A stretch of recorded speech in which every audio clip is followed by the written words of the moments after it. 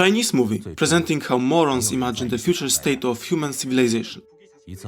The sun, a source of all life on Earth, finally had enough of all the immoral nonsense that humanity had done, so it entered the next level of its evolution and began to expand. Within 100 years, it would consume the Earth, and within 300 years, the entire solar system would cease to exist, which is around 4 billion years ahead of schedule. Well, at least it's good that humanity still exists. However, it's disappointing that they hadn't colonized other planets by now. But what can you expect from humanity? After all, they're all idiots. Humanity displayed incredible intelligence and decided to change Earth's address to the Proxima Centauri system. Since there are 3 stars, and one of them is almost identical to the Sun, it is a good choice. And surely it won't be the same as with our Sun. They built 10,000 engines to push the Earth forward, ignoring the fact that building such a number of city-sized structures, 11 kilometers high, in around 100 years, is pretty hard in itself. How do they plan to power them, and the giant cities below them, for the 2,500-year journey? Because definitely not from solar energy, doesn't matter. They also built a massive space station, not to travel with it, but for navigational purposes or communication or something. Really, why do they need that station? There are reasons why most science fiction works depict humans colonizing other systems using specially constructed spaceships, and not planets powered by huge engines. This is a fucking stupid idea. They have no good reason to drag the Earth with them, especially since most people already died, because they couldn't fit into underground cities. And there's no chance that Earth will arrive in one piece. Okay, let's see what problems they've come up with to create any semblance of a plot in this mess called a movie. 2 kids are going to the surface. Today it's quite cold, about minus 84 degrees. And then they steal a truck. This idiot thinks that he can just drive it, but he shouldn't have to drive anyway, because it's the future. The computer could handle transportation to minimize risk.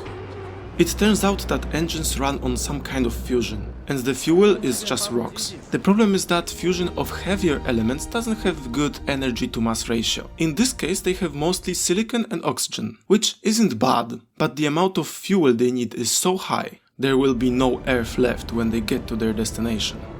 On the space station, we see their father, waiting to return to Earth. The station is preparing to pass close to the Jupiter for a gravitational assist. Suddenly, the onboard computer detects a gravitational jump? What the fuck? How is that supposed to work? Gravity is increasing in a continuous fashion. And what? Only so close to Jupiter did this idiot realize that the gravitational tides of Jupiter are a real problem? Geniuses. The kids were caught stealing a transporter, and their grandfather can't get them out. Suddenly, an earthquake disables the engine. Actually, it disables a third of all engines. Without propulsion, we see a beautiful 90-degree turn towards Jupiter. Interesting thing, after that they still accelerate, so the Earth goes even faster towards its doom. And after shutting down random engines, there should be some uncontrollable spin. And of course, this 90-degree turn is extremely stupid and couldn't have happened. Irrelevant. Earth is falling on Jupiter. So the fantastic effort to save the engines begin. The station goes into hibernation, because the computer knows it's not needed for Earth. Then the station will fuck off to the Proxima Centauri, which it should have done from the beginning. The idiot's transporter has been taken over for a special mission to transport something that will turn on the engine, or something. Of course, there are a million movie problems during the journey. Earthquakes cause people to be buried under buildings. Planes fall from the sky because atmosphere is thinner. But it's quite boring. We find out that the boy has some issues with his father, because he allowed his terminally ill mother to die. I know that feelings are irrational, but come on, she wouldn't have lived for long anyway, and they need people that are capable of doing some work in the underground cities. Due to gravitational tides, the tectonic plates are messed up. And of course, all of it was impossible to predict, even by looking at Jupiter's moon Io, where it's the norm. I don't get these idiots. How couldn't they realize that by going so close to Jupiter, the planet would be fucked by gravitational tides? Whatever.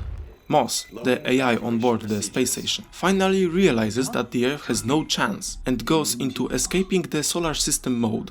They perform a very strange maneuver that significantly changes the direction of their speed. This is really interesting because they still should be doing this gravity assist. A side effect is that it stops following the astronaut's commands, which the father takes personally. He thinks that the computer has gone rogue or something like that. Of course, the transporter breaks down because they took a stupid route and they didn't bring backup transporters. Great. They are carrying something to jump-start the engine, by the way. Then they descend using the elevator shaft. And everything goes to hell. People die, old man dies in the frost. But still, it's a pretty cool scene, because this guy makes a hole in ice using a minigun. Wow, they found a new transporter, magically containing a new lighter for the engine. As you remember, they lost the previous one. Father learns that the station's escape was approved from Earth, because it couldn't be saved. Moss tells everyone that it was the plan from the beginning, as the wandering Earth is a stupid idea. It's interesting why they didn't build more stations to transport more people and more embryos, so the humans have more chance to survive. But as I said from the beginning, humans are morons. Then the Earth falls on Jupiter, but humanity survives in the Proxima Centauri system.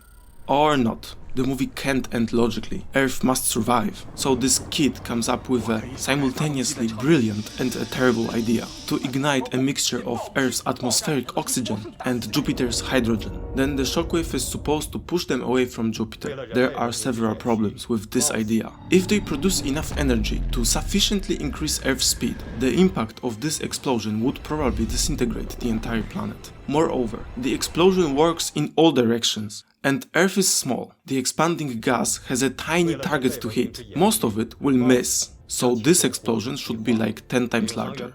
There are a few more details. To cause an explosion, gases need to be well mixed, which only happens close to Jupiter's surface. So here we have a giant area of useless oxygen that can't be used in a reaction. Lastly, Jupiter has a rather stormy weather. It means that the gas that got to Jupiter immediately exploded, ignited by one random lightning. So this kind of reaction would not be a huge explosion, just a slowly burning match on the surface of this giant. In short, there is no hope. But it doesn't matter. They decide to shoot plasma from the engine at a distance of 70,000 kilometers to ignite this reaction.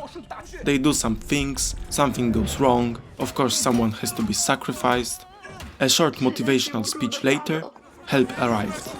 They managed to shoot, but the engine's plasma didn't reach far enough. Then the father, ruined humanity's last chance to survive, starts a fire on the station and takes over control. He's trying to execute a plan that has no chance of success. Not only according to me, but also Moss and the Earth's government.